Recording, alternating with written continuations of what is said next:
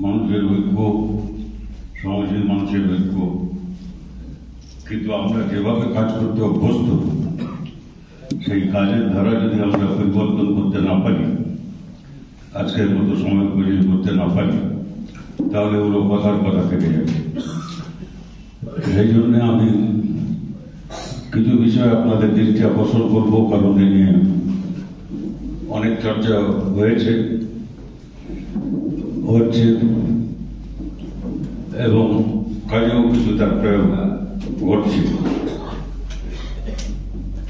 আমি প্রথমে যেটা আপনাদের বলতে চাই যে আমাদের পার্টির যে রাজ্য সম্মেলন এখানে হবে হুগলি জেলায়, সেখানে ডানকুনিতে, সেই সম্মেলন উপলক্ষে রাজ্য কমিটি এরকম কতগুলো বক্তৃতামালা আয়োজন করেছে। শুনেছেন আপনারা, বিভিন্ন জায়গায় তারা বিভিন্ন বিষয়ে বলছেন। তার মধ্যে একটা বিষয় যেখানে আমরা আলোচনার জন্য সমবেত হয়েছি। আমাকে বলতেই হবে, যেহেতু একটা পার্টি আমাকে বলেছেন, আমাকে পার্টির বক্তব্য বলতে হবে। যখন আমাদের কলকাতা প্লেনাম হয় পার্টি সংগঠন সংগ্রাম ইত্যাদি নিয়ে আলোচনা করবার জন্য, তখন আমার একটা অন্যতম দায়িত্ব ছিল যে এই গ্রামাঞ্চলের সংগ্রাম সম্পর্কে যে কমিটি তৈরি হয়েছিল, তারা সারা দেশের অবস্থা পর্যালোচনা করে একটা দলিল রচনার জন্য, সেই দলিল সেখানে প্লেনামে আলোচনা হয়েছে, পার্টি কংগ্রেসে আলোচনা হয়েছে, তারপরে এটা গৃহীত হয় প্রয়োজনীয় সংযোজন সংশোধন সহ, এবং সেটা এখন প্রয়োগের ক্ষেত্রে আমরা যথেষ্ট এগোতে পারি। আমাদের যেটা মুশকিল হচ্ছে সেটা হচ্ছে গ্রামীণ শ্রমজীবী বলতে কাদের বোঝাই আমরা, সেটা নিয়ে একটা স্পষ্ট ধারণা থাকা দরকার। তবে কি আমরা পারি যেটা আমরা তাদের ঐক্যবদ্ধ সংগ্রাম কি করে গড়ে তুলতে পারি, সেদিকে অগ্রসর হতে পারি। এখানে গ্রামীণ শ্রমজীবীদের মধ্যে যারা কাজ করেন, এক তো আছেন কৃষক সভা, তারা বহুদিনের সংগঠন। আপনারা জানেন যে সেই কৃষক সভা তারা সাধারণত কৃষক আন্দোলনের সংগ্রামে নেতৃত্ব দিয়ে থাকে তাদের সংগঠন সংগ্রাম গড়ে তোলার জন্য। পরবর্তীকালে যখন কৃষিতে ক্ষেতমজুর অংশের তাদের সংখ্যা বাড়ল, যারা ঠিক জমির মালিক নন কিন্তু কৃষির চাষের কাজে তারা মেহনত দেন এবং তাদের কৃষিতে একটা বড় অবদান আছে উৎপাদন ইত্যাদিতে, তাদের একটা আলাদা শ্রেণী সংগঠন করার দরকার হয়ে পড়ল, এবং সেটা সেই ক্ষেতমজুর সংগঠন সর্বভারতীয় স্তরে আমাদের গড়ে ওঠে এবং রাজ্য ও জেলায় এখন গড়ে উঠেছে। কাজে কৃষির সঙ্গে যুক্ত এই দুটো অংশ তো আছে, কিন্তু গ্রামাঞ্চলের শ্রমিক শ্রেণী বলতে যা বোঝায় সেই অংশও আছে। শ্রমিক মানে খালি কলকারখানার শ্রমিক বোঝায়। সেই জন্যে আমাদের এখানে যারা শ্রমজীবী মানুষ রয়েছে, ক্ষেত মজুররা তো কার্যত শ্রমজীবী, তারা শ্রম মেহনত করে বেঁচে থাকে, তাদের অন্য কোনো আয়ের উৎস নেই। সুতরাং তাদের ঐক্য গড়ে তোলা মানে ক্ষেত মজুর, কৃষক এবং কৃষকের আবার বিভিন্ন স্তর আছে, সে কথা আমি সংক্ষেপে আপনাদের আবার মনে করিয়ে দেওয়ার চেষ্টা করব। তার সঙ্গে অন্য শ্রমিকরাও আছে যারা কৃষিক্ষেত্রে যুক্ত নন। আর এগুলো এত সহজভাবে যেরকম আমি বলছি ততটা সহজ নয়, বিষয়গুলো একটু জটিল আছে, যার না পরিস্থিতি কখনো এক জায়গায় দাঁড়িয়ে থাকে না। বিশ্বে, পৃথিবীতে, ইতিহাসে আপনি চোখের সামনে যা দেখেন তা নিরন্তর পরিবর্তনশীল। প্রতি সেকেন্ড যাচ্ছে, কিছু বদলাচ্ছে, প্রতি মিনিটে বদলাচ্ছে, প্রতিদিন বদলাচ্ছে, প্রতি বছর বদলাচ্ছে, মাসে বদলাচ্ছে, ইত্যাদি ইত্যাদি। এই যে গতিশীল দুনিয়া, তাতে সর্বশেষ কি হচ্ছে আমাদের প্রত্যেক দিন নজর রাখতে হয়, জানতে হয়। এক জায়গায় দাঁড়িয়ে থাকলে আপনি সামনে এগোতে পারবেন। সেই জন্যে আমাদের নিয়ত এটা চর্চা করতে হয়। আমরা যখন এসব কথা বলেছি, আলোচনা করেছি, দলিল তৈরি করেছি, তারপরে এখন আজকে পর্যন্ত যদি আমাকে কেউ বলতে বলেন, তাহলে আজ পর্যন্ত তারপরে অনেক কিছু বদলাচ্ছে, অনেক কিছু নতুন বিষয় আসছে, সেগুলো আমাদের আয়ত্ত করতে হবে। সেই জন্য সেই প্রসঙ্গে আমি কয়েকটা কথা আপনাদের, খুব বিশদে যাওয়ার এখানে অবকাশ নেই, কিন্তু কয়েকটা কথা আমি বিশেষভাবে মনে করিয়ে দিতে চাই। আপনারা জানেন যে আমরা মার্ক্সবাদী। আমি যে পার্টিতে আছি সেটা হচ্ছে ভারতের কমিউনিস্ট পার্টি, মার্ক্সবাদী। তো যাই হোক, সেই পার্টির নাম থেকেই বোঝা যায় আমরা মার্ক্সবাদের উপরে আস্থা স্থাপন করি। আমাদের চালিকা শক্তি, আমাদের পথ নির্দেশ, রাস্তা দেখায় মার্ক্সবাদ। মার্ক্সবাদ এবং তারপরে তার প্রয়োগ করেছিলেন লেনিন, যেখানে প্রথম শ্রমিক বিপ্লব, সরবরাহ বিপ্লব সফল হয়েছিল এবং একটা সমাজতন্ত্রের দিকে যাত্রার রাষ্ট্র, সেটা প্রথম সফলভাবে যেখানে সম্পন্ন হয়েছিল, সেটা লেনিনের অবদান। এবং তিনি বিশ্ব কমিউনিস্ট আন্দোলনেও তিনি বিরাট ভূমিকা পালন করেছিলেন। সেই জন্য মার্ক্সবাদ লেনিনবাদ বলা হয়। তো সেই জন্যে যাই হোক না কেন, মার্ক্সবাদ লেনিনবাদ মানে এটা এমন কিছু বিষয় নয় যে মার্কস, এঙ্গেলস, লেনিন এসব যা লিখেছেন সেগুলো পড়ে কেউ মুখস্থ করলে মার্ক্সবাদী হবে, তা না। আমাদের তথ্যের পরীক্ষা হয় প্রয়োগ। ইংরেজিতে একটা কথা আছে, ক্রাইটেরিয়ান, মানে তথ্যের মাপ। সত্য কি তা যদি আপনি জানতে চান, তা প্রয়োগ করে জানতে হবে। বাচ্চারা যেরকম করে জানে, জন্মায় যখন শিশু, তখন সাত পাশে যা পায় সামনে এটা ধরে যে মুখে ঘুরে দেখে, কি করার জন্য, স্বাদ নয়, কি জিনিসটা বটে বুঝেছে। হাতে যেখানে আপনি বলবেন যে হাত না দিতে, এটা গরম, আপনাদের কি বলে ঠিক জানি না, আমাদের গ্রামে বলতো হু হু, মানে হচ্ছে ভয় পাবে একটুটা, ওই জিনিসটা হাত দিও না, এটা ও শুনবে না, ওটা হাত দিয়ে যদি ঝাঁকা খায় তারপরে এরকম করবে আর হাত দেবে। অভিজ্ঞতা থেকে কি এই যেটা বললাম, অন্য জিনিস একটা স্বাদ কি, তেতো কি, গরম কি, কি ব্যাপার, ঝাল কি, কি জিনিস, এরকম করে শেখে। সেজন্য সব সত্য দিকে অগ্রসর হওয়ার একটাই রাস্তা আছে, সেটা হচ্ছে প্রয়োগ করে দেখা।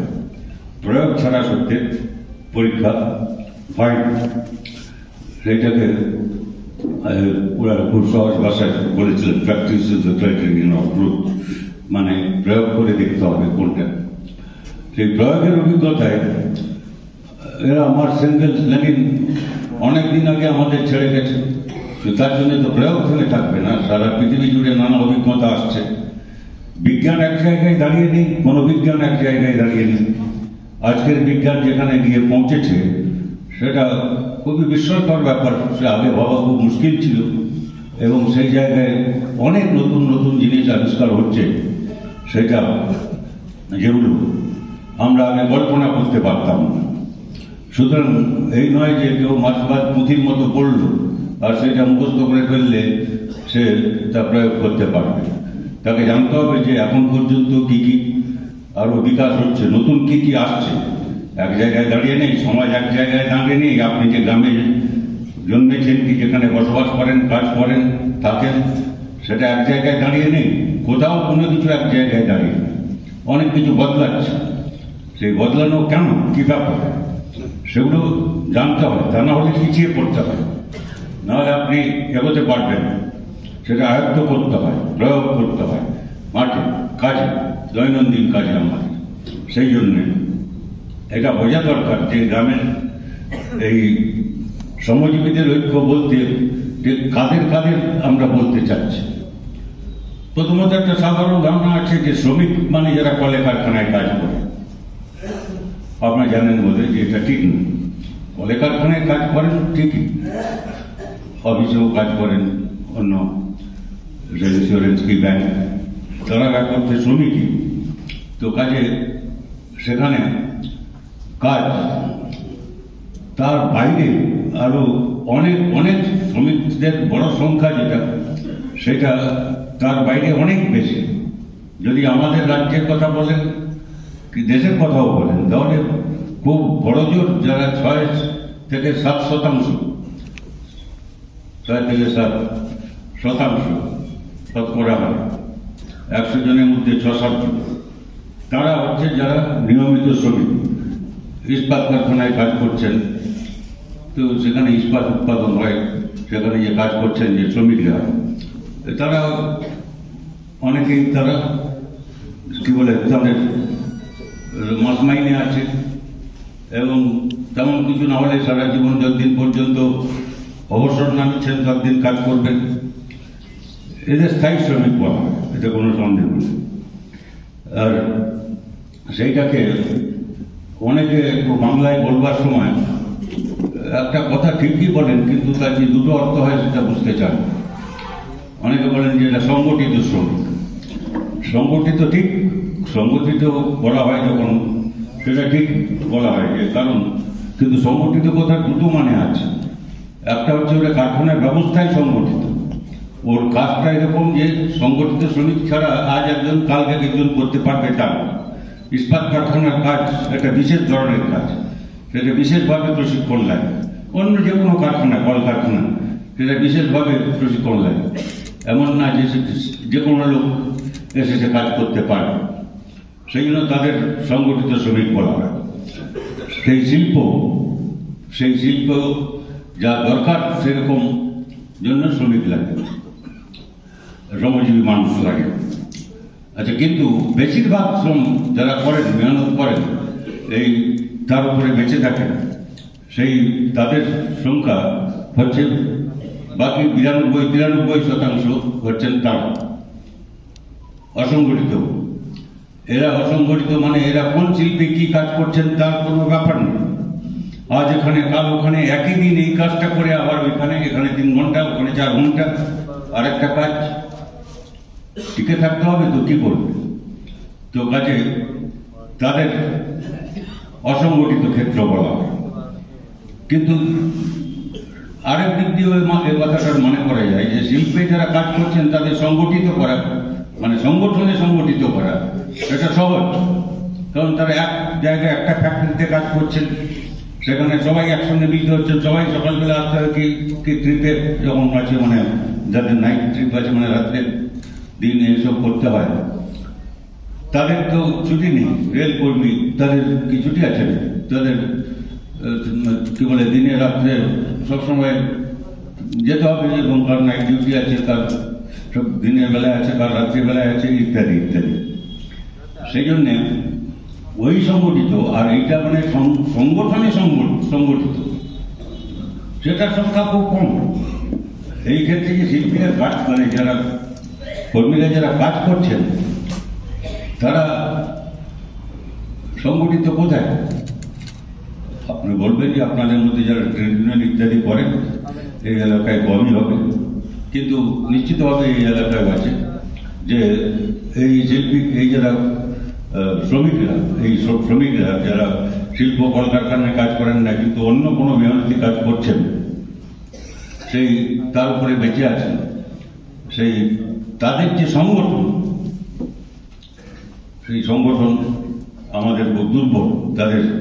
আমাদের কি যারা যারা শ্রমিক সংগঠন আমাদের ছাড়াও করেন, তাদের সব নিয়ে তাদের সত্যি খুব দুর্বল। অথচ এরাই হচ্ছেন এই সংগঠিত অসংগঠিত শ্রমিক আর গ্রামাঞ্চল কৃষক, ক্ষেতমজুর ইত্যাদি, এই সবটা নিয়ে হচ্ছে শ্রমজীবী মানুষ। এর একটা নাম কি বলে ছিল, প্রলেটারিয়েট, ইংরেজিতে, অন্য ভাষায় মোটামুটি ভাষায় একটা ব্যবহার করা হতো, যেটা বাংলায় আমরা বলি সর্বহারা। সর্বহারা শ্রেণী এই অংশটাকে কৃষিতে কাজ করুক, শিল্পে কাজ করুক, কলকারখানায় কাজ করুক, বা ওই যে শুনলেন যেরকম যে আজকাল ওই যে গিগ ওয়ার্কার যারা হয়েছে, ওই যে এর বাড়িতে খাবার দেবে, তার বাড়িতে অমুক পৌঁছবে ইত্যাদি এসব করবে, এই মোটর সাইকেল নিয়ে ঘুরে বেড়াচ্ছে ইত্যাদি, তাদের কাজের কোনো ঠিক ঠিকানা নেই। এরা তো মেহনত বিক্রি করে কি কি বিক্রি করে কিটা, ওদের আর কিছু নেই। সেই জন্যে ওই যে শব্দটা বললাম সর্বহারা শব্দটার ঠিকই আমরাও যারা কমিউনিস্ট ইতিহাস পড়েছি ওখানে জানি, আমরা তৈরি বই মার্কস এঙ্গেলসের প্রথম প্রকাশনা যেটা সারা দুনিয়ার কমিউনিস্টরা পড়েছেন, বারবার পড়তে হয়। সেখানে ওই কথাটা আছে যে দুনিয়ার মজদুর এক। সুতরাং ওই শেষ কথাটা হচ্ছে সারা দুনিয়ার মজদুরকে এক হতে বলা হচ্ছে। এরা শ্রমজীবী মানুষ।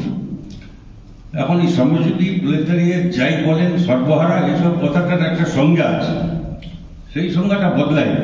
ওইটা মার্কস এঙ্গেলসের সময় থেকে চলে আসছে এবং আমরা অভিজ্ঞতায় দেখেছি এটা ঠিক তাদের কাদের শ্রমজীবী বলা হয়। অর্থাৎ শ্রম করে মেহনতি করে যারা জীবন ধারণ করেন, তার আর কোনো ভিত্তি নেই, আর কিছু নেই। সে খাটলে 8 ঘন্টা হোক, 10 ঘন্টা হোক, 15 ঘন্টা হোক, কি এখন তো কেউ বলছে যে দিনে কি যাই হোক, আমি জানি না কি 20 না 21 ঘন্টা কি এটা বলছে খাটতে হবে, এদের কিছু ব্যাপার নেই। তিনি শিল্পপতি, তার কথা আলাদা, অনেক কোটিপতি মিলিয়নার যাই হোক, আমি তাদের কথা বলছি না। কিন্তু মূলত আমার মেহনতটা প্রয়োগ করে আমি বেঁচে থাকি। যদি খাটতে না পারি তাহলে আমাকে কেউ খেতে দেবে না, আপনারা ওখানে চা বিস্কুট দেবেন, না দিতে পারেন কিছু, হাসি চেঁচামেচি করি, যাই করি, কিছু একটা করি বলে আপনারা দেন, না হলে কে দেবে? তাদের হারাবার আর কিছু। সুতরাং সেই জন্যেই তাদের ওর একটা, আমি ইংরেজি সংজ্ঞা ইত্যাদি যাচ্ছি না, কিন্তু ও এক লাইনের কথায় মোটামুটি যা আছে যে তারা হচ্ছে সর্বহারা, যাদের নিজস্ব উৎপাদনের হাতিয়ার না থাকার জন্য। উৎপাদন যদি কিছু করতে হয় তাহলে একটা হাতিয়ার লাগবে। চাষি যখন লাঙল করে তো লাঙল লাগবে, যদি ট্রাক্টর লাগে তো ট্রাক্টর লাগবে, ট্রাক্টর চালাতে হবে, যা করবে। একটা হাতিয়ার ছাড়া উৎপাদন হয় না। কলকারখানায় হোক কি চাষেই হোক, উৎপাদনের একটা হাতিয়ার লাগে। ভাষণ দিতে হলেও একটা হাতিয়ার লাগছে। এই জিনিসটা না থাকলে আপনি পিছন পর্যন্ত কথা শুনতে পারবেন। এটার জন্য যে কানেকশন আছে, তার এই কানেকশন ছাড়া, এই সংযোগ ছাড়া আমার কথা আপনার কাছে পৌঁছবে। এই যে ব্যাটারি আছে, সেখানে যে বিদ্যুৎ উৎপাদন হচ্ছে, সেই ব্যবস্থা ছাড়া হবে না। এগুলো হচ্ছে হাতিয়ার, উৎপাদনের হাতিয়ার। উৎপাদনের হাতিয়ার তার নিজস্ব নেই, তাই তাকে অন্যের কাছে, যার কাছে হাতিয়ার আছে, কল কারখানা যন্ত্রপাতির মালিক, যে তার কাছে গিয়ে তাকে শ্রমটা বিক্রি করতে হয়। আসলে শ্রম বিক্রি করবে কি করে? শ্রম আর কি বিক্রি করে কিলোতে মাপবেন না, আপনি কি করে মাপবেন কি করে? শ্রম কি, কত ঘন্টার কাজ, এই কাজ তোমার এই সময় আসবে, তুমি এই কাজটা করবে, এটা শেষ না হলে তুমি যাবে না। এইরকম একটা সেই শ্রমশক্তি তাকে বলে, শ্রমশক্তি, হ্যাঁ, লেবার পাওয়ার বলে। সেইটা বিক্রি করে যার জীবনযাত্রা করতে হয়, যেহেতু তার কোনো উৎপাদনের নিজস্ব হাতিয়ার নেই। ক্ষেত মজুর যে কি, তার কি নিজস্ব উৎপাদনের হাতিয়ার আছে? তার নিজের জমি আছে? নেই বলেই তো সে ক্ষেত মজুর, তাই ভূমি, এবং তাই তাকে অন্যের ক্ষেতে কাজ করতে হয়। সেখানে ধান কাটা হোক কি যাই হোক, রোপণের ব্যাপার হোক কি যে কোনো চাষের কাজ, সেসব যা কাজ আছে সেই কাজে তাকে খাটতে হবে। তো কাজে সেই তার নিজের যেহেতু জমি নেই, হাল বলদ নেই, লাঙল নেই, কিছু নেই, তো সে খালি তার সময় শক্তি মেহনত বিক্রি করে সে বেঁচে থাকতে পারে। এদের শ্রমজীবী বলা হয়। এদেরই বাংলায় যাকে বললাম আমি, ইংরেজিতে প্রলেতারিয়েট বলে, বাংলায় সর্বহারা, এরাই হচ্ছে শ্রমজীবী মানুষ। সে কৃষিক্ষেত্রেও আছে, শিল্পক্ষেত্রেও আছে, বা পরিষেবা ক্ষেত্রেও আছে। এই যেরকম আমি গিগ ওয়ার্কারদের, ওই যারা গিয়ে মোটর সাইকেলে করে ডেলিভারি বয় ইত্যাদি করে কাজ, সে সব রকম যত রকম আছে। এদের এদের ঐক্য আমরা করে এসেছি আল্লাহ আল্লাহ করে। আমি কৃষক সভা করেছি বহুদিন ধরে, কি বলে সারা রাজ্যে গেছি, সারা দেশে গেছি, বিদেশেও কখনো যেতে হয়েছে ভাষণ দেওয়ার জন্য, অভিজ্ঞতা বলার জন্য, শোনার জন্য, দেখার জন্য। তো সেই সব, কিন্তু সেটা কৃষকদের মধ্যে। যদি বলেন তুমি কি ক্ষেত মজুর দিয়ে খুব একটা কাজ করেছো কিছু, না করিনি, কারণ আমার সময় তো ক্ষেত মজুর সংগঠন ছিল না, আমাকে কেউ করতেও বলেনি। আমরা পরে ঠিক করি যে ক্ষেত মজুরদের সংগঠন করতে হবে। এখন অনেকে কাজ করেন ক্ষেত মজুরদের সংগঠন। বাকি শ্রমিকদের জন্য ট্রেড ইউনিয়ন আছে, কিন্তু ট্রেড ইউনিয়নে কি সব শ্রমিককে সংগঠিত করতে পারছে? আমি বললাম যে শতকরা 7 ভাগ, আর বড় যারা সংগঠিত ক্ষেত্রে তার একটা অংশকে সংগঠিত করতে পারছে পুরোটা। আর বাইরে যে অসংগঠিত ক্ষেত্রের শ্রমিক আছেন, যাদের আমরা দেখি হচ্ছে দেখতে পাই না, তাদের সংগঠিত করার ব্যাপারে কিছু উদ্যোগ নেওয়া হয়। কিন্তু এত লোক তো খেটে খেয়ে থাকে, খেটে বাঁচে আর কি, মেহনত করে বাঁচে, কম লোক না। এই সংখ্যাটা বাড়ছে, যত যা দুনিয়ার হিসাব বেরোচ্ছে, দেশের হিসাব বেরোচ্ছে, বাংলার হিসাব বেরোচ্ছে, তার থেকে হয়ে যাচ্ছে এই সংখ্যাটা, সর্বহারা সংখ্যা, শ্রমজীবী মানুষের সংখ্যা, এটা বাড়ছে। কিন্তু এরা পরস্পরের সঙ্গে সম্পর্কযুক্ত না। এদেরকে এক জায়গায় আনবার একটা ব্যবস্থা করতে হবে। এক জায়গায় আনবে মানে তারা তো একটা জায়গায় কাজ করবে না, কাজ তারা ভিন্ন ভিন্ন জায়গায় করে, কিন্তু তারা একসঙ্গে মিশে একটা সংগঠন, শ্রমজীবীদের সংগঠন গড়ে তোলা দরকার অভিজ্ঞতা বিনিময়ের জন্য, এবং আরো কে কোথায় বাকি থাকলো তাদের সবাইকে যাতে একজোট করা যায়।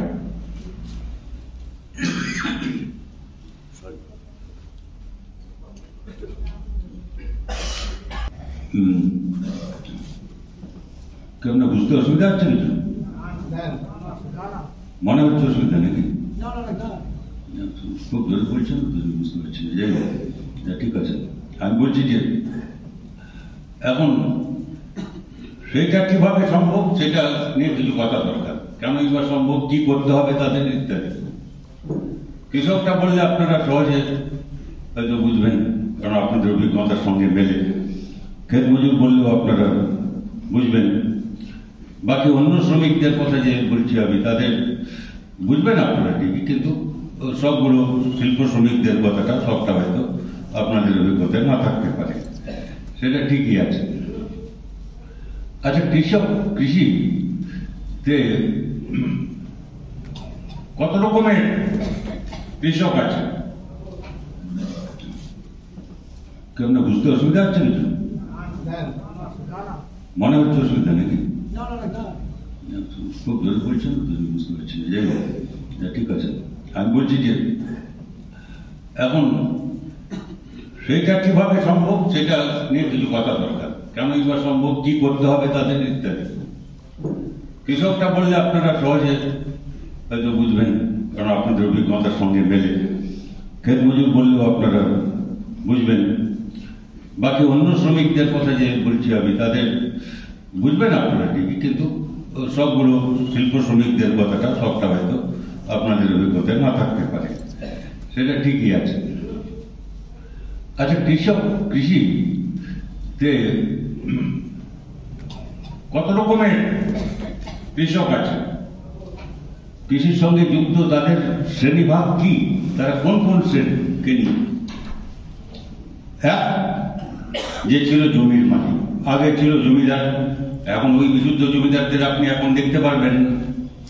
তারপরে জোরদার বলে একটা কথা ছিল, সেটা ঠিক হুগলি খুব সব জায়গায় প্রযোজ্য না, কিন্তু ওই যে 24 পরগনা ওদিকে জমিদার জোরদারের মধ্যে পার্থক্য আছে।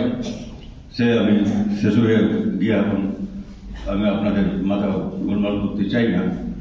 তো জমিদার জোরদার যারা ছিল এক সময়, কিন্তু সেই পুরনো ধরনের জমিদার জোরদার এখন নেই গ্রামে। আপনি জমিদারকে যদি বলি, আমি বিশেষ করে মানে যাদের জমি আছে কোথায় তাও তা জানে না। আগেকার দিনে জমিদাররা সব এমন এমন ছিল যে তাদের এত জমি, সে জমি সব কোথায় যে কোথায় আছে সে আগের পুরুষে কোন জানতো, তারপরে যাকে বাকি দেওয়ান পেওয়ান থাকতো, তারা কি ওই সব খাজনা গায়ে করতো। আর এরা নিজেই জানতো না কে কোথায় জমি করতো। যোদ্ধার বেলায় সেটা নয়, সেটা তারা জানতো জমি কোথায় আছে, কি করে হচ্ছে না হচ্ছে, তার ভাগ কি করে পেতে হবে ইত্যাদি। আর ভাগ চাষিদের দিয়ে খাটাতাম, হলে মজুর খাটাতাম। এখন এই ভাগ চাষি সেটা কমে যাচ্ছে, মজুর খাটছে বেশি। যেগুলো ভাগ চাষি আছে, সে যদি না চাষ করতে পারে, সে অন্য কাউকে নিজে কিছু একটা দিয়ে দেয়। এসব আপনারা আমার চাইতে ভালো জানেন। এসব এই সম্পর্কগুলো বদলাচ্ছে, এগুলোর উপর নজর রাখতে হয়। মানে কি, কোন দিকে যাচ্ছে? বদলাচ্ছে তো বটে, কিন্তু বদলাচ্ছে দিয়ে যাচ্ছে কোন দিকে? পূর্বে যাচ্ছে না পশ্চিমে যাচ্ছে, উত্তরে যাচ্ছে না দক্ষিণে যাচ্ছে? তা যদি না বুঝতে পারি, তাহলে আমাদের কাজ খুব কঠিন হয়ে যায়।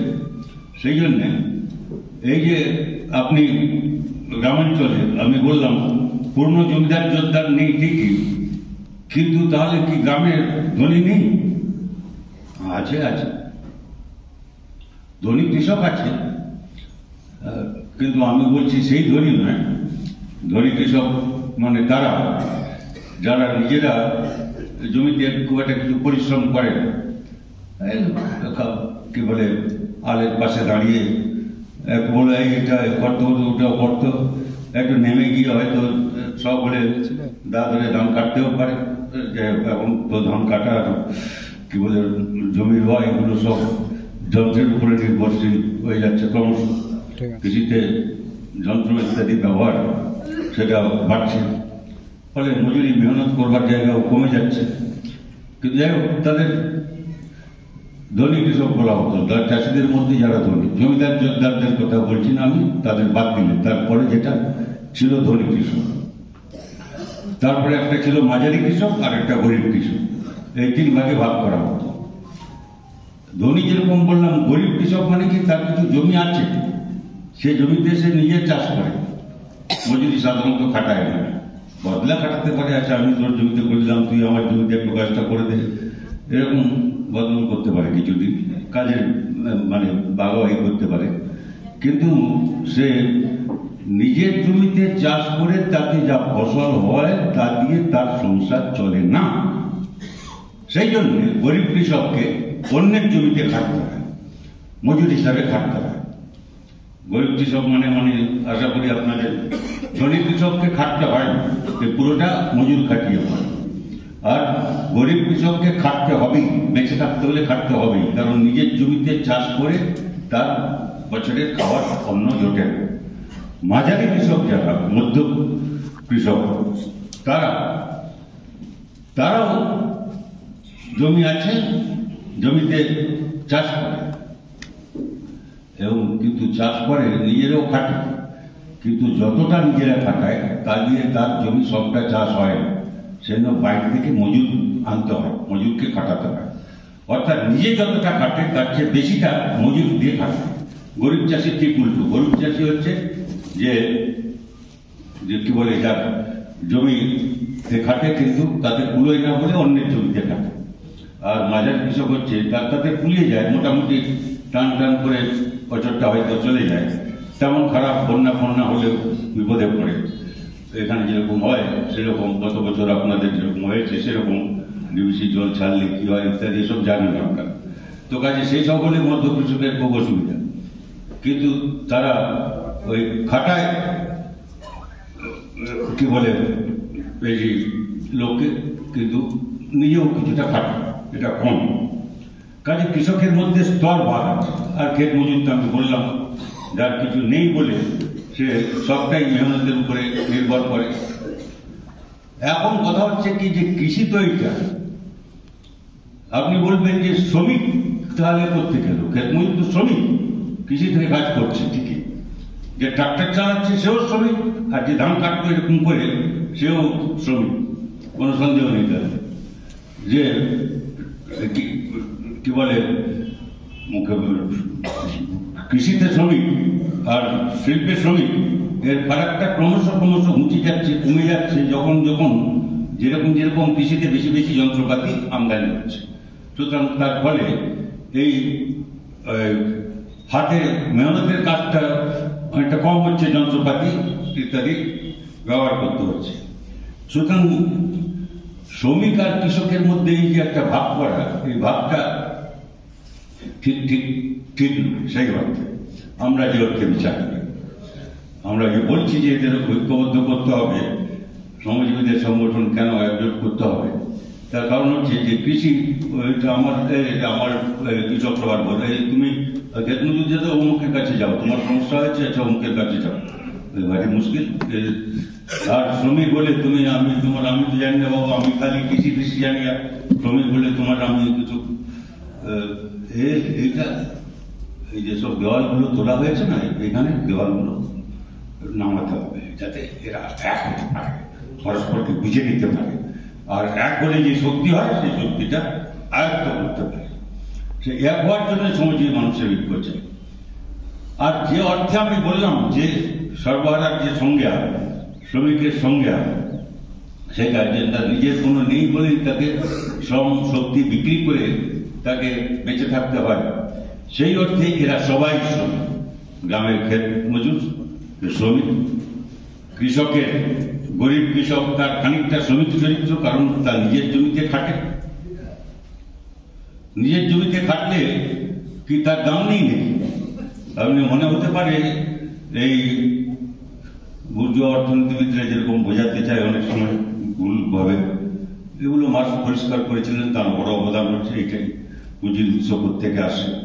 যে আপনি যদি নিজের জমিতেও খাটেন, তো নিজের জমিতে খাটেন মানে সে খাটনির তো আপনাকে নিশ্চয়ই কেউ মজুরি দেয়, কিন্তু সে খাটনির দাম নেই। সে খাটনির জন্য তো আপনাকে খেতে হয়, কিছু পরিমাণ শ্রম হয়, সেই শ্রম করার মতো ক্ষমতার জন্যই আপনাকে কিছু খেতে হবে, তা আপনাকে কিনে খেতে হবে, আপনাকে তো কাছ থেকে পড়বে। এই জন্য যে সব এখন ফসলের দাম নিয়ে যে বিরাট একটা বিতর্ক চলছে, এবং বিতর্ক তো নাই, অনেক লড়াই হয়েছে, এবং এই মোদী সরকারকে পিছু হটতে হয়েছে। সেটা কিসের জন্য? ফসলের দামের একটা ফর্মুলা এটা তৈরি করেছিলেন স্বামীনাথন, তিনি স্বামীনাথনের সূত্র বলা হয়। তো তিনি বিখ্যাত কৃষি বিজ্ঞানী ছিলেন, এবং বিশ্বেও আমাদের দেশে তো বটেই। তিনি এটা বের করেছিলেন যে আপনার ফসল যে বিক্রি হবে তো কি দামে বিক্রি হবে, ন্যায্য মূল্য কি, এটা প্রায় এই কথাটা আসে। এখন মূল্য বলতে তখন ওর একটা ফর্মুলা আছে, যেটাকে C2 + 50%, C2 আর 50%, 50%, এই ফর্মুলা হচ্ছে স্বামীনাথন ফর্মুলা। এই কথাটার মানে এই C2 মানে কি, অর্থাৎ মোট উৎপাদন খরচ যা হচ্ছে, একটা জিনিস তৈরি করতে যেটা খরচ হচ্ছে সেটা হচ্ছে C2। তো আবার মুশকিল হচ্ছে এই যে নিজের জমিতে যদি আমি চাষ করি, নিজে খাটি, সেইটা স্বামীনাথনের ফর্মুলায় সেটাকেও যোগ করতে হয়, যে খাটনি খরচ হবে, এত শ্রম লেগেছে, শ্রমের দাম মানে 8 ঘন্টা মজুরি করতে হলে কি যাই হোক 10 ঘন্টা যাই করতে হলে যে তাপত লাগবে, তার জন্য তো খেতে হবে, কিছু মানুষকে খেয়ে বেঁচে থাকতে হবে, সে তাপতটা করার জন্যে তার দাম দিয়ে মোটামুটি একটা হিসাব আছে। আমি সেই জটিলতায় যাচ্ছি না। অর্থাৎ আমি নিজের জমির ফসল আমি নিজে চাষ করলেও আমার যে মেহনতের ব্যাপারটা সেগুলোর মধ্যে, ওই ফর্মুলার মধ্যে ঢোকানো আছে। কিংবা আমার জমির জন্য যদি খাজনা দিতে হয় কাউকে, সে খাজনার দামটাও ওর সঙ্গে যুক্ত হবে। একটা জটিল ফর্মুলা হিসেবে করতে আমি জানবো, এখানে আপনাদের অঙ্ক কি বলে ব্ল্যাক বোর্ডে মাস্টারমশাইদের মতো পড়াতে পারবো না, কাজে এটা অনেকেই জানেন, কিন্তু আমি আবার একবার বলছি। এইটা কত খরচ হিসাব করা হয়, তার উপরে যে মোট যা খরচা হলো তার উপরে আরো অর্ধেক যোগ করতে হবে। তার কারণ হচ্ছে, তার কারণ না হলে তাহলে ধান বিক্রি করবে কেন, কি ফসল, যে কোনো ফসল বিক্রি করবে কেন, যা করছে ওটা সেটা খালি বাকি চাষি করে সারা জীবন কাটিয়ে দেবে, খাবে কি, আনবে কোন খাবে, তা তো আয় দরকার। সেই আয়ের জন্য ওইটা ফর্মুলা, স্বামীনাথনের যে ফর্মুলা যে বলা হয় এইটা উনি বলেছেন, সেটা সরকার কার্যকরী করে। ওরা এমন এমন সব মাঝে মাঝে সব কথা বলছে, এমন এমন সব নির্দেশ দিচ্ছে, এমন এমন সব কাগজ বের করছে, সেসব ঘোষণা করছে যেগুলো ওইটাকে এড়িয়ে যাওয়ার জন্য আসল কথাটা। আর সেইটা আমরা তীব্রভাবে বিরোধিতা করছি। এটা ফসলের দাম, ফসলের দাম নিয়ে শ্রমিকের কি আছে? হ্যাঁ আছে, কারণ ফসলের দাম করলে, চাষি চাষ করলে তবে আমি কাজ পাবো, এটা দাম আমার স্বার্থ এখানটায়, এটাকে আলাদা করা যায় না।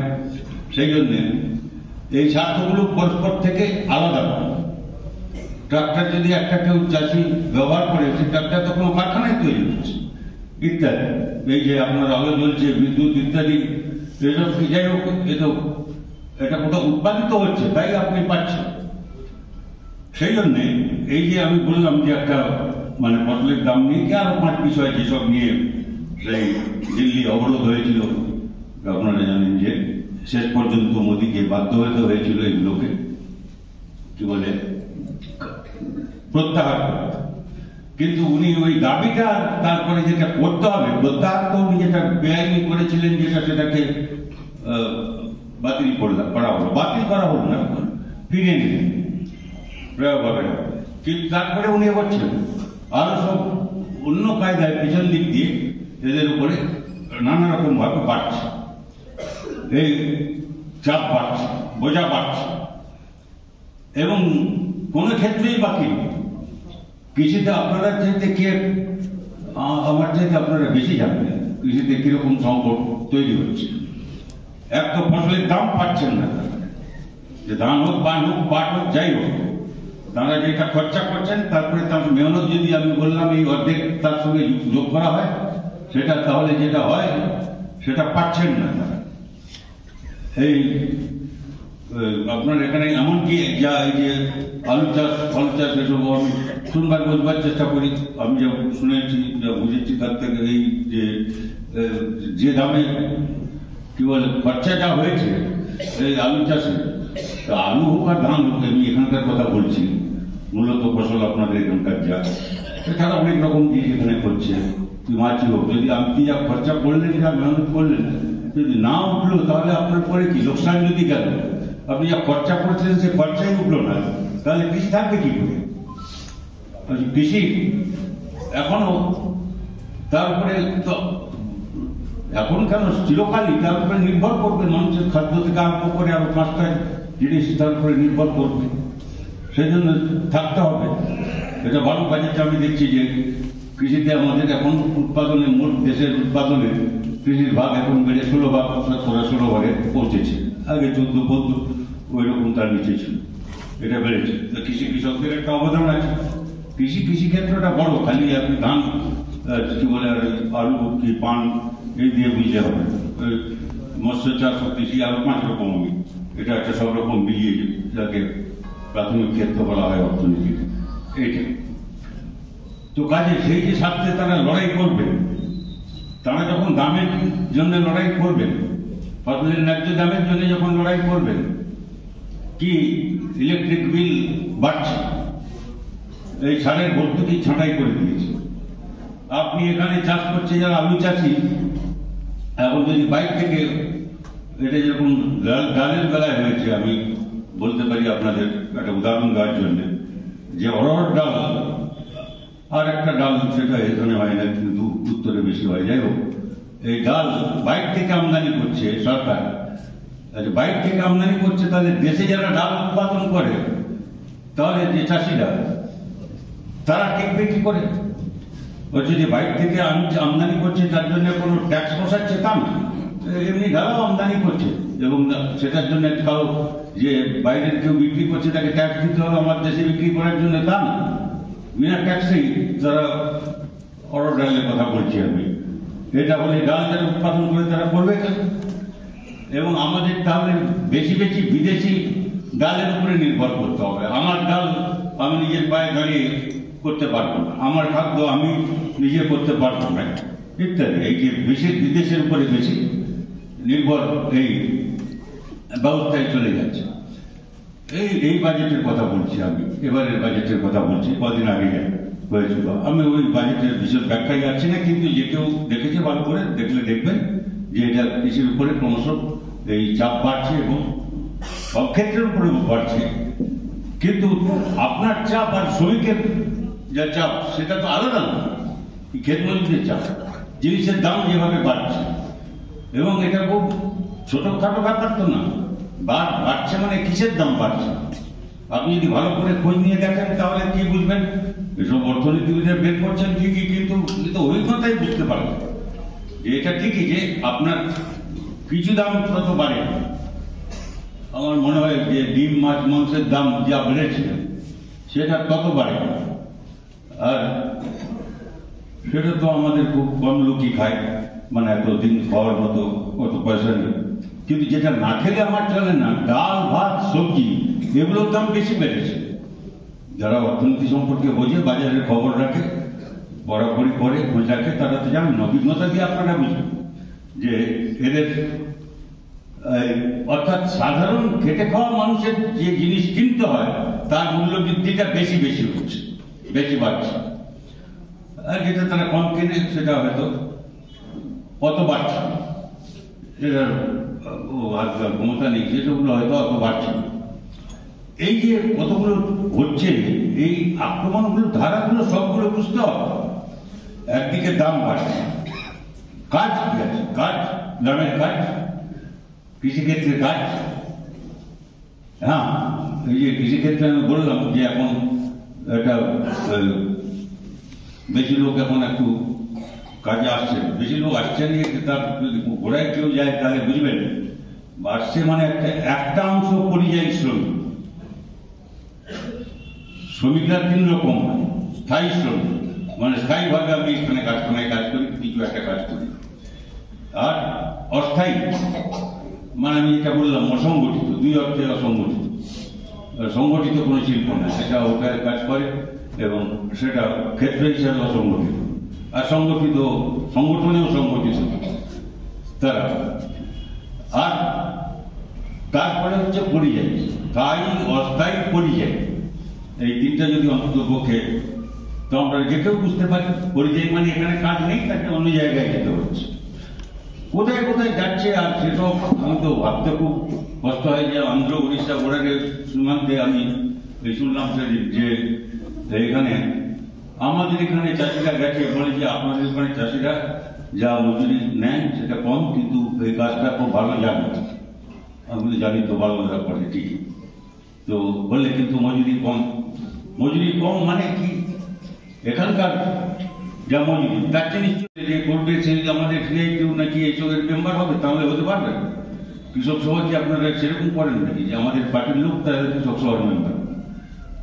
কৃষক যদি কৃষক হয়ে থাকে এবং সে যদি আমার যেগুলো নিয়ে বলছি, যে লক্ষ্য আমরা যেতে চাই বা যে দাবি নিয়ে বলছি, সে দাবিতে সামিল হয়, তাহলে সে কৃষক সভার সদস্য হবে। এটা কেউ বলতে পারে, মহিলারা বলতে পারে এই দেখো আমার সিপিআইএম মহিলা, সিপিআইএম মহিলা কি আর পুরুষ? আপনি পুরুষ আর মহিলা হোক, কেউ জন্মে তো সিপিআইএম হয়নি, পার্টি হয়নি। কিন্তু যদি মহিলা সংগঠনে কাজ করে তাহলে নাম কেন গণসংগঠন? পার্টি সংগঠন, এগুলো গণসংগঠন এবং এর গণচরিত্র থাকতে হবে। যদি আমরা তা না করতে পারি তাহলে সে কে তৃণমূল করে সে হবে না, কে বিজেপি করে সে হবে না। তার মানে কি আপনি ভাবলেন যে আমি তৃণমূল বিজেপির বিরুদ্ধে কথা বলবো না? সেটা 1000বার বলবো, আমাদের লড়াই করতে হবে তার জন্য। কিন্তু তার যে সাধারণ সমর্থক, যে আপনার সঙ্গে কৃষক মজুর এই যাদের কথা আমরা বলছি, তাদের সঙ্গে তাদের স্বার্থের সম্পর্ক, তারা কি এরকম করে টাকা রোজগার করে নাকি যেরকম করে ওদের নেতারা করছে? আর যা হচ্ছে, যা আপনারা খবরে দেখছেন, তাদের সঙ্গে তাদের অনুগামী, তাদের বুঝিয়ে ফেলবেন। অনুগামী যারা আছে তারা যাবেটা কোথায়? আপনাদের আমি কি বলবো জানি না, সেটাই জাতি ধর্ম আরো 5 কথা চলে আসবে। এই যে মানে কি বলে মুসলমান, ওনারা বলছেন যে ওরা চলে যাচ্ছে শ্রমিক ইয়ের দিকে, কি বলে তৃণমূলের দিকে, তো যাবেটা কোথায়? যদি বিজেপি এরকম বলে আর প্রত্যেক দিন ওর বিরুদ্ধে এইসব যা যা বলতে আরম্ভ করেছে, এই প্রায় দেশ থেকে বাদ দিয়ে মানে হটিয়ে দেবে ওখান থেকে, আর ট্রাম্প ওখান থেকে আমেরিকায় রাষ্ট্রপতি হয়ে যা বলছে, সারা দুনিয়ার থেকে যেসব যুদ্ধ ঘোষণা করছে, আশ্রয়টা পাবে। আপনার যদি শক্তি থাকে তাহলে আপনার কাছে আসবে, আপনাকে ছেড়ে গেছে কারণ আপনার আমার শক্তি নেই। এটা যদি না বুঝতে পারি তাহলে খুব অসুবিধা হবে। আর সুতরাং আপনি তাদের দোষ দেবেন নাকি আমাদের তাপত কেন কমলো, কি ব্যাপার? নাকি আমাদের মধ্যে কেউ আছে যে তারা এইসব ভাবে যে হিন্দু মানে হিন্দু, মুসলমান মানে মুসলমান। আমরা হিন্দুদের বিরুদ্ধে বলি, মুসলমানের বিরুদ্ধে বলি। আমরা হিন্দু সাম্প্রদায়িকতা যে শক্তি তার বিরুদ্ধে, ধর্ম আর সাম্প্রদায়িকতাকে আমরা গুলোই। আমরা ধর্মনিরপেক্ষতার রাষ্ট্র, সরকার, পুলিশ তারা বলতে পারেন না আমি হিন্দু পুলিশ, আমি মিলিটারি পুলিশ, আমি অমুক পিডিও কি তমুক এসডিও কি, আমি কেবল হিন্দু ডাক্তার কি, এরকম বলতে পারেন না।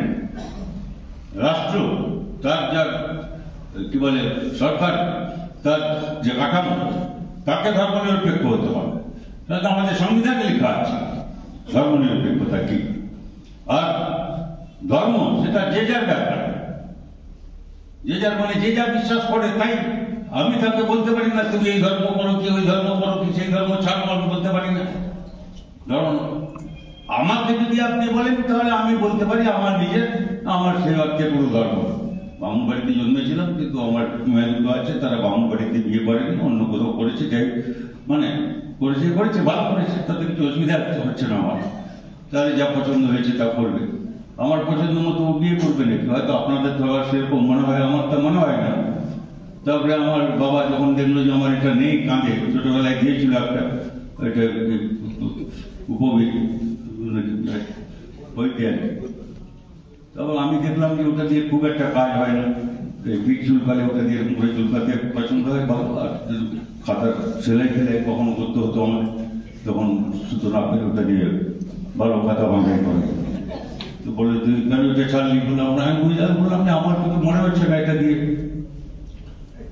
কিছু কাজ হবে বলে। এটা আমার বিশ্বাস, আমার বিশ্বাস করার ক্ষমতা আমার, একেবারে অধিকার আমার আছে। ওর হিন্দু ধর্মে বিশ্বাস করার অধিকার আছে, কার মানার অধিকার আছে। কেউ কিছু ধর্ম যার চায় ওইটা নিয়ে আমরা, আমাদের অবস্থান খুব স্পষ্ট। মাস থেকে আরম্ভ করে পর্যন্ত আমরা কিন্তু সাম্প্রদায়িকতার আমরা রাষ্ট্র ধর্মনিরপেক্ষতা, এই তো কথা খুব পরিষ্কার। বিভাজন এরকম করে তৈরি হয়। বিভাজন খালি আমি শ্রমিককে চিনি না, কৃষককে চিনি না, কৃষকের মধ্যে মাঝারি কৃষককে, ধনী কৃষককে, গরিব কৃষককে, জমিদারকে, যোদ্ধারকে তাদের চিনি না, এইটা খালি না। তার মধ্যে আবার ধর্ম, জাতি, উপজাতি, আদিবাসী, তারা আদিবাসী, তফসিলি, ওবিসি, সংখ্যালঘু, এই করে হচ্ছে গ্রামের গরিব খেটে খাওয়া মানুষ, এরা হচ্ছে 73 ভাগ, এটা খেয়াল রাখবে, 73 ভাগ, 100, আমি সংখ্যা তত্ত্ব বলছি আপনাকে। তার মানে অন্য ধর্মের উচ্চ ধর্মের কিছু খাটে না, খেটে খায় না, খায়, কিন্তু তারা হচ্ছে বাকি 23 ভাগ, 23 ভাগের, তারা 27 ভাগের, তারাও খেটে খাওয়ার লোক আছে। সে কি ধর্মের, কি বর্ণের, কি ব্যাপার, সে এই দিয়ে ভাগ করলে তো কিসের ঐক্য? সামাজিক মানুষের ঐক্য, সুতরাং শ্রেণী ঐক্য, এই সামাজিক অনৈক্য যদি থাকে তাহলে শ্রেণী ঐক্য কখনো শক্তিশালী কাঠামোর উপরে দাঁড়াতে পারে না। আর শ্রেণী ঐক্য যদি জবরদস্ত হয় তাহলে সামাজিক ঐক্য কেউ কখনো চেষ্টা করে ভাঙতে পারবে না, দাঙ্গাবাজি আর এটা ওটা করে পারবে না। এদের প্রত্যেকের প্রতি আদিবাসীরা, তারা হচ্ছেন আদিবাসী কেন বলে থাকে? তারা আদি এখানে ছিলেন, এদের যারা ইতিহাস পড়েনি তাদের তো বোঝা মুশকিল হবে। এই সিন্ধু সভ্যতা, বৈদিক সভ্যতার আগেকার সভ্যতা, বেদ লেখার প্রায় 500 বছর আগেকার ইতিহাস, এসবে ইতিহাস এত চর্চা হয়েছে, আমি জানি আপনারা কজন দেখেছেন। আমি গেছি ওখানে পাকিস্তানে, যখন গেছিলাম তখন আমি বললাম যে আমিও, বললো আপনি কোথায় যাবেন? আমাদের মিটিং ফিটিং ছিল, সেটা সরকারের আমন্ত্রণে গেছি, আমাদের দেশের সরকার এবং দেশের সরকার তাদের আলোচনার ভিত্তিতে। কিন্তু কোথায় যাবেন? আমি বললাম আমি কোথায় যাবো না, আমি এখানে হরপ্পা যাব, মানে সিন্ধু সভ্যতা দেখতে, কারণ এটা একটা ব্যাপার বিরাট, এটা প্রাচীনতম সভ্যতা আমাদের দেশে, তারাই তো আগে এসেছিল এখানে। তারপরে সব রবি ঠাকুর লিখেছেন, সব সুন্দর পাঠান ববল এক থেকে হুলহলি, তারা ওই কবিতা পড়েছে, সবাই জানে। এটা আর্য, এটা অনার্য, দ্রাবিড়, চীন, সব সুন্দর ইত্যাদি ইত্যাদি, এ বাকি আছে। এই নিয়েই তো ভারত, এই বৈচিত্র্য, এই সামাজিক বৈচিত্র্য, ভাষার বৈচিত্র্য, ধর্মের বৈচিত্র্য, বোঝাপড়ার নানা রকম ভাষা বদলে যায়। 10 কিলোমিটার দূরে কোচবিহার জেলায় গেলে আমি প্রায় ওই কথা শুনতে হয় বলে এখানে 10 কিলোমিটার গেলে ভাষা বদলে যায়। মানে ওখানে কি বলে সেটা ওখানে কেন এখানে এই মেদিনীপুর জেলায় কি বলে এখানে আপনার পাশে এখানে আপনি দিয়ে চলে যান ওদিকে ঝাড়গ্রামে ওদিকে ভাষা আর আপনার এখানকার ভাষা এক হবে নাকি? ওই অনেক যে কথিত ভাষা যেগুলো আছে তার মধ্যে পার্থক্য আছে। আমরা সবাই তো মানুষ, সারা পৃথিবীতে যেখানে আছে, যে যেখানে লড়াই করছে, আফ্রিকাতে, লাতিন আমেরিকাতে, ইউরোপে, এশিয়াতে, পৃথিবীর যে কোনো জায়গায় যারা লড়াইতে আছে, যারা ময়দানে আছে, খেটে খাওয়া মানুষ, আমরা হচ্ছে দুনিয়ার মজদুর এক হক, এই স্লোগান দিয়ে চলি। এবং আমরা সেটা করতে চাচ্ছি আমার এলাকায় প্রত্যেক দিন কাজের, এটা তত্ত্বের ব্যাপার না। আমরা চাচ্ছি এই সংগঠনগুলোকে একত্রিত করতে। একত্রিত করতে মানে কি একটা সংগঠন না, তাদের সংগঠনের নিজস্ব তাদের সত্তা থাকবে, তারা তাদের অনুযায়ী কাজ করবে। কিন্তু মাঝে মাঝে আমাদের নিজেদের মধ্যে আলোচনা করে একজোট করে আরো কি করে বাকি এই অংশের মানুষগুলোকে সংগঠিত করতে পারি তার চেষ্টা আমাদের করতে হবে। মূল কথা হচ্ছে এটা। তাছাড়া আরো অনেক বিষয় আছে, আমি সব কথা এখানে যাওয়া খুব মুশকিল, কারণ আপনাদের বুঝতে হবে যে কতক্ষণ বলছি তাও বলে দেখি। যাই হোক, আমি বলছি যে এই সংগঠনগুলো এখন আপনাদের সামনে যেটা বড় চ্যালেঞ্জ আসছে সেটা হচ্ছে এই এপ্রিল মাসে, এই 20 তারিখে, এটা সারা রাজ্যব্যাপী এই সংগঠনগুলো ব্রিগেডে যাওয়ার ডাক দিয়েছে। এখন এই এর একটা মুশকিল, ব্রিগেডেও আমি অনেকবার বলেছি, আর কি বলে এখন বলে যে হ্যাঁ আপনি বলেছিলেন ঠিকই, তো ওটা এখানে শুনে ওভার বের করে দিয়েছি। আরেকবার বললে আমার বলছেন যে আপনি যদি যতবার ব্রিগেড ভর্তি করুন না কেন, আপনি যে বুথে এলাকায় বাস করেন সেখানে যদি ব্রিগেড তৈরি করতে না পারেন তাহলে এখানে 1000 ব্রিগেড করে কিছু হবে। আপনাকে এলাকায় তৈরি করতে হবে আর ব্রিগেডেও যেতে হবে। ব্রিগেডের এই শ্রমজীবী সংগঠনগুলো এরা ওই যে বললাম শ্রমিক, কৃষক, ক্ষেত মজুর আর বস্তি সংগঠন একটা আছে, সেখানে এরা মিলে এরা ভাগ দিয়েছে এখন 24 তারিখে ওইখানে 20 তারিখে এপ্রিল মাসে ব্রিগেড সমাবেশ করবে। কেউ ভাববেন না যে সব ছাত্র, যুব, মহিলা এরা সব আগে করেছিল এরা কম্পিটিশন করে করছে, তা না। গণসংগঠন আর শ্রেণী সংগঠনগুলো তাদের আলাদা আলাদা কর্মসূচি এটা হওয়া দরকার এবং এদের সেটা আমরা উৎসাহিত করি। সেটা জন্য প্রস্তুতি, সেটা কি ব্রিগেড ভর্তি করলে হবে না, সেটা নিজ থেকে নিজের ব্রিগেড তৈরি করতে হবে। আপনার এলাকায় এই মানুষ যারা আছে তার মধ্যে কে ক্ষেত মজুর, কে কৃষক, এবং কৃষকের বললাম আমি 4টা ভাগ। এই 4টা ভাগ মানে এখন ক্ষেত মজুরকে বাদ দিলে আপনি গরিব কৃষক, মাঝারি কৃষক, ধনী কৃষক, 3 রকম। এই আমরা মনে করি যে 3 রকমের কৃষক, এমনকি ধনী কৃষক, তাদের অবস্থা খারাপ হচ্ছে, তারা ভালো অবস্থায় নেই। তাদের আমাদের পেতে হবে সঙ্গে, আমাদের যে লড়াইটা তার জন্য তাকেও পেতে হবে। ধনী কৃষক আর নব্য ধনী এই দুটো কথাকে ঘুরিয়ে ফেলবে। গ্রামে একটা নতুন ধনী তৈরি হচ্ছে, ইংরেজিতে বলে নিয়র। এই যে নতুন ধনী হচ্ছে তারা যে বিরাট জমির মালিক সেরকম নাও হতে পারে, আবার অনেক জায়গায় জমি কিনেছে তাও হতে পারে।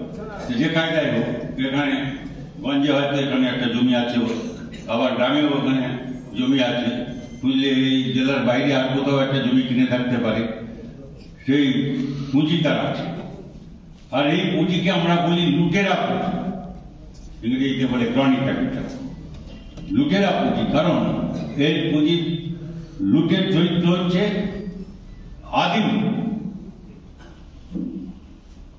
আদিম সঞ্চয়, বাংলায় বলে প্রিমিটিভ অ্যাকুমুলেশন। এটা মার্ক্সবাদের একটা বড় অবদান। উনি দেখিয়েছিলেন এক সময় যে আদিম সঞ্চয়নটা কি ছিল। এই যে আজকে আমেরিকা এত বড় শক্তি, ব্রিটেন অমুক শক্তি, ইউরোপ মানে বিরাট ব্যাপার, অনেক এগিয়ে গেছে, এরকম ছিল না পৃথিবীটা চিরকাল। আপনি যদি ফিরে যান এখন একটু অতীতের দিকে, মুঘল সাম্রাজ্যের সময় যদি ফিরে যান, সেসব ইতিহাস অনেক বেরিয়েছে, মানে বিশ্বের অর্থনীতিবিদরা এসব হিসাব বের করেছেন। তখন খালি ভারত আর চীন, এই দুটো দেশ, জনসংখ্যা আমাদের বেশি, দেশও বিশাল, কোনো সন্দেহ নেই। এই দুটো দেশ মিলে পৃথিবীর যে মোট উৎপাদন তার অর্ধেকের বেশি হচ্ছে এই দেশে, এই দুটো দেশ যোগ করে অর্ধেকের বেশি এই দুটো দেশ, সেটা আজকে গরিব। আর ওরা যারা ধনী হয়েছে তাদের ভাগ কি ছিল? ব্রিটেনের ভাগ 10 ভাগ, 24 ভাগ, 27 ভাগ, আর ওই বাবু 24-27 যোগ করলে যা হয়, তারপরে ওখানে ইংল্যান্ড, আমেরিকা তখন জন্মই হয়, আমেরিকা তো ব্রিটিশরা পরে ওখানে, মানে সেই অর্থে মানে এখনকার আমেরিকা তখন ছিল না। তো আমি বলছি যে ইউরোপে ওরা পিছিয়ে ছিল অপেক্ষাকৃত, ওরা লুট করে, উপনিবেশগুলো লুট করে ওরা বড় লোক হয়েছে। নাহলে কি করে হতো? আফ্রিকা যেখানে প্রথম মানুষ উৎপন্ন হয়ে, মানে মানুষের জন্ম যেখানে প্রথমে, যারা এখানে সিন্ধু সভ্যতা হয়ে ওই এখন দাক্ষিণাত্যে আপনি পাবেন, দক্ষিণ ভারতে আমাদের এখানকার আদিবাসী থেকে আরম্ভ করে ইত্যাদি অনেক পুরনো লোক তারা, যারা এসছে ওখান থেকে। আর সেইগুলো যখন পরে আবিষ্কার হলো, তার সেখানে বিরাট সম্পদ, আফ্রিকার মাটির নিচে এত মূল্যবান সব খনিজ সম্পদ লুট করে কি অবস্থা হচ্ছে, যারা খবর রাখেন তারা জানেন। আর ইউরোপ আর আমেরিকার করে হয়েছে তারা সবচেয়ে ধনী লোক, লুটের উপরে। তখন ছিল এই একটা জায়গা দখল করো, আর দখল করে যেরকম সিরাজউদ্দৌলাকে পলাশীর প্রাঙ্গণে পরাস্ত করে ইস্ট ইন্ডিয়া কোম্পানি যখন এখানে ঘাঁটি গেড়ে বসলো, তারপরে থেকে যা ইতিহাস তৈরি হয়েছে, এ তো শোষণ, লুণ্ঠন শক্তি এই গায়ের জোর করে এটা হয়েছে। অবশ্যই এখানকার বিভাজনকে তৈরি করে, তার উপরে ভিত্তি করে, নির্ভর করে। সুতরাং যেটা দরকার হচ্ছে এখন বুঝবার, সেটা হচ্ছে এই বর্তমান পুঁজির চক্র লুট কি করছে, বলছে প্যালেস্টাইন আমরা দখল করে নেব। আমেরিকা এখন বলছে যে যুদ্ধ থেমেছে, তোমরা চলে যাও। আমি আর ওইসবের মধ্যে যাচ্ছি না। ওই যে কোথায় কোথায় যেতে বলছে ওরা, গাজার লোকদের বলছে তুমি ছেড়ে চলে যাও। তো যা আমি বলছি যে, আর আমি এখানে আমেরিকা গিয়ে ওখানে ও কোথায় প্যালেস্টাইন মানচিত্র যারা জানেন দেখবেন তো ভালো করে, যে কি করে কোথায় প্যালেস্টাইন, কোথায় ইসরায়েল, কোথায় গাজা, কোথায় সিনাই মরুভূমি, কোথায় ইজিপ্ট, মিশর। হ্যাঁ, তো তোমরা ওইদিকে চলে যাও, আর আমি এখানে বলছি। এই যে আস্ফালন লুট করেছে, আর এখনো লুট করছে। এখনকার যে পুঁজি, সে পুঁজি লুটেরা পুঁজি। লুটেরা পুঁজি মানে শিল্প পুঁজি না। শিল্প কলকারখানা হলে তো খুব ভালো উৎপাদন হচ্ছে, এবং তার মানে দেশ এগোচ্ছে, এবং তাতে অনেক লোকের কর্মসংস্থান হচ্ছে। আজকে কোথায় সকালে কাগজে পড়লাম, কোথায় পড়লাম আমি ঠিক খেয়াল করতে পারছি না। এতগুলো কাগজ পড়তে হয়, এত কি বলে আজকাল মিডিয়া হয়েছে, দেখতে হয় দিন, মানে আপডেট থাকার জন্য আর কি, নিজেকে বুঝে নেওয়ার জন্য কোথায় কি হচ্ছে। যে এটা অ্যাম্বাসাডার বলে একটা গাড়ি ছিল, ওই কোম্পানি পরে 2014-15 দিকে বোধ হয় বন্ধ হয়ে যায় পুরো।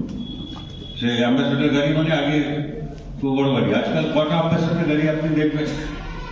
আর একটা গাড়ি কারখানা আমরা তৈরি করতে চেয়েছিলাম, এটা আপনাদের জেলায়, কিন্তু আমি তার মধ্যে যাচ্ছি না, যে সেটা কি হলো সবাই জানে সেসব। আমরা শিল্পের পক্ষে, কারণ শিল্পের কর্মসংস্থান, মানুষ কাজ করবে কোথায়? বেকারের সংখ্যা বাড়ছে, জিনিসের দাম বাড়ছে, এবং গরিব মানুষ যে জিনিস কিনে খায় সেগুলোর দাম বাড়ছে বেশি করে। আর তার সঙ্গে সঙ্গে বেকারি বাড়ছে, লোকের আয় কমছে। কৃষিতে আয়, যে কি বলে মোট উৎপাদনে তাদের অবদান বাড়ছে, হচ্ছে কৃষি ক্ষেত্রের যে বিনিয়োগ, তা সরকারি বিনিয়োগ, সেটা কমছে, এবং কৃষকের আয় কমতে আছে। যে গরিব কৃষক ছিল সে ক্ষেত মজুর হয়ে যাচ্ছে, যে মাঝারি কৃষক ছিল সে গরিব কৃষক হয়ে যাচ্ছে, যে ধনী কৃষক তার অবস্থা খারাপ হচ্ছে। আর গ্রামের যে নব্য ধনী হয়েছে, যারা এই লুট করে, এই যে 50 রকম লুট আছে, কত রকম কৃষক আপনারা দেখছেন, গুদাম গুদাম থেকে, সে বালি থেকে কৃষক আরো কি কি সব থেকে করে, এত রকম জিনিস থেকে চুরি করা যায়, লুট করা যায়। আর এই পরিমাণ টাকা দরকার লুট করা যায়। আর এরকম বস্তা বস্তা সব নোটের বস্তা বেরোচ্ছে। আর এই মন্ত্রীগুলো গিয়ে সব জেলে আছে। তারপরে কে ছাড়া পাচ্ছে, কে পাচ্ছে না, কে যাতে ঢুকতে না হয় তাই দল বদলে এই দল ছেড়ে ও দল করছে। তৃণমূল থেকে বিজেপি হচ্ছে, বিজেপি থেকে তৃণমূল হচ্ছে, কখন কি হচ্ছে তার কোনো ঠিক নেই। নীতি টিতি কি, দুর্নীতি, লুট লুট। আর এই পুঁজির উপরে দাঁড়িয়ে যারা আছে তাকে লুটেরা পুঁজি বলা হয়। শিল্প পুঁজি থেকে এটা আলাদা। শিল্পের চরিত্র এটা প্রগতিশীল চরিত্র, অগ্রগতির জন্য এটা দরকার। আর বিরাট পরিমাণ কর্মসংস্থান হয়, বিশেষ করে ম্যানুফ্যাকচারিং শিল্প, যেটা আপনাদের এখানে হওয়ার কথা ছিল সেটাই। কিন্তু সে তো আমরা সবাইকে বোঝাতে পারলাম না, সব কৃষককে বোঝাতে পারলাম না। আমার ধারণা, আমার মনে হয়, আমি জানি না, ভুল হতে পারে, ঠিক হতে পারে, যে সবাইকে যে বোঝাতে পেরেছিলাম আমি তা বলতে পারছি না। যে কি বলে, কেন শিল্প দরকার আমাদের, এবং উৎপাদন, সেখানে কর্মসংস্থান অনেক বেশি হবে। কি অবস্থা হয়েছে, কাজ বাজে, বেকারের সংখ্যা কি হচ্ছে, কৃষকদের অবস্থা তো আমি বললাম, মাঝারি কৃষক তো ছেড়ে দিন, ধনী কৃষকের অবস্থা খারাপ হচ্ছে। কিন্তু গ্রামে তার মধ্যেও আপনার একটা বড় বিরাট পুঁজি, লুটেরা পুঁজির মালিক কিছু তৈরি হচ্ছে। এরা আগেকার যোদ্ধার জমিদার এখন নেই, কিন্তু এরা হচ্ছে বিরাট এই সব মানুষের শত্রু, যারা লুটফুট করে একটা বিরাট সম্পদ, সে জানি না কার কোথায় কি আছে, সেই জমি হোক আর কি অন্যভাবে হোক, আর কি আছে, সেই তৈরি হচ্ছে। সেই জন্যই দরকার আমাদের এই মানুষের ঐক্য।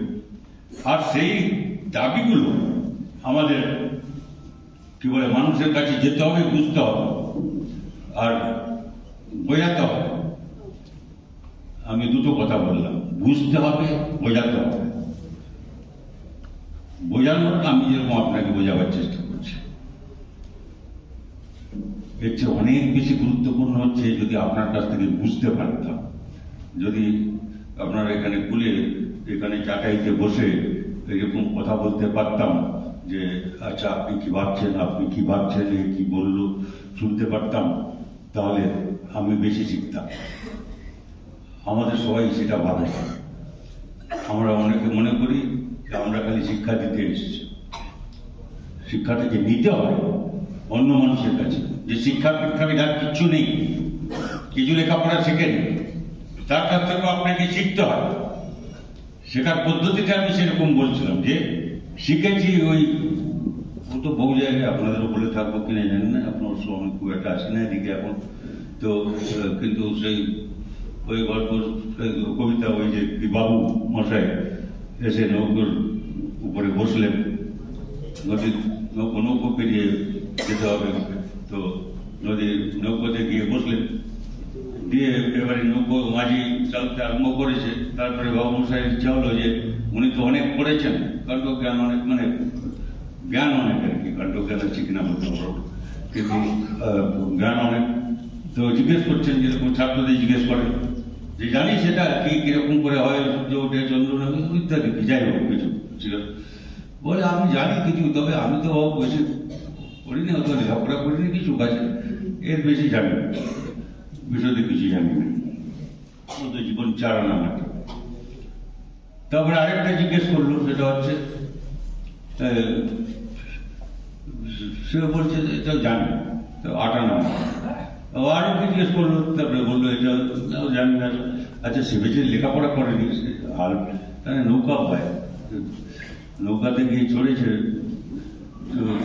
ওপারে তাকে দেবে বলে জানি না, বলছে তোর 12 আনা। আর এমন সময় বাতাস একটু জোর বইতে আরম্ভ করলো, আর তার সঙ্গে সঙ্গে কি বলে জলে ঢেউ বাড়তে আরম্ভ করলো, নৌকাটা নড়বড় করতে আরম্ভ করলো। আর তখন মাঝি বাবুকে জিজ্ঞেস করেছিল, বাবু সাঁতার জানো তো?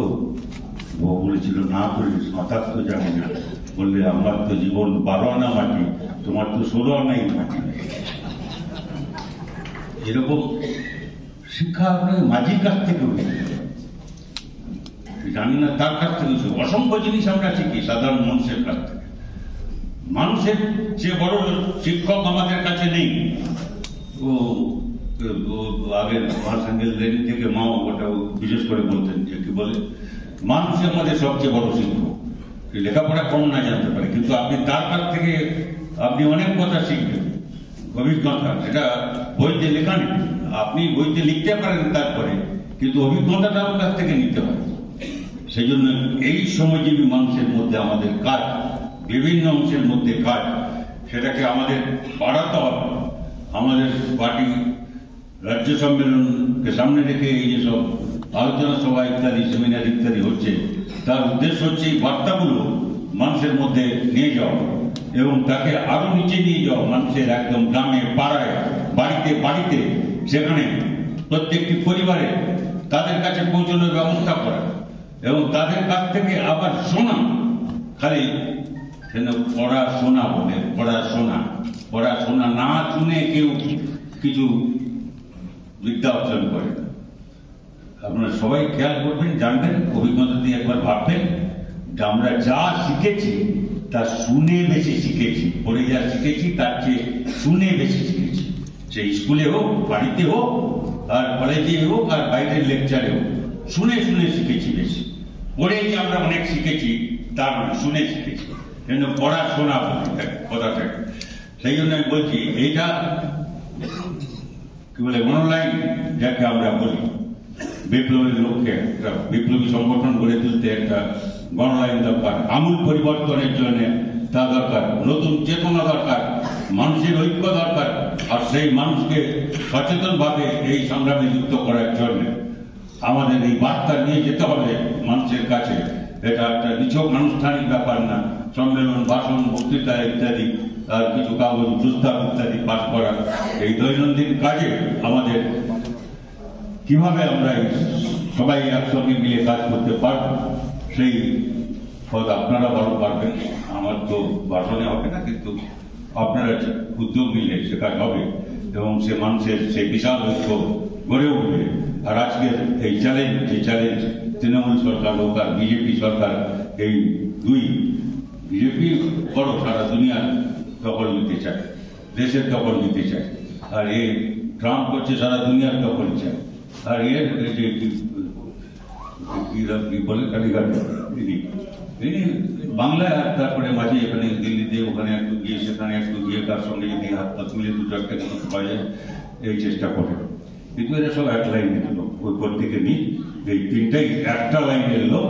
এর বিরুদ্ধে লড়াইটা বাকি সব মানুষের লড়াই, এবং যে মানুষ তাঁদের শিবিরে আছেন তাদের দোষ নেই, আমাদের ত্রুটি, আমাদের দুর্বলতা, যে সে মানুষ তো আমার সঙ্গে থাকার কথা ছিল, আমার সঙ্গে তো ছিল, কেমনই বা ছেড়ে গেল।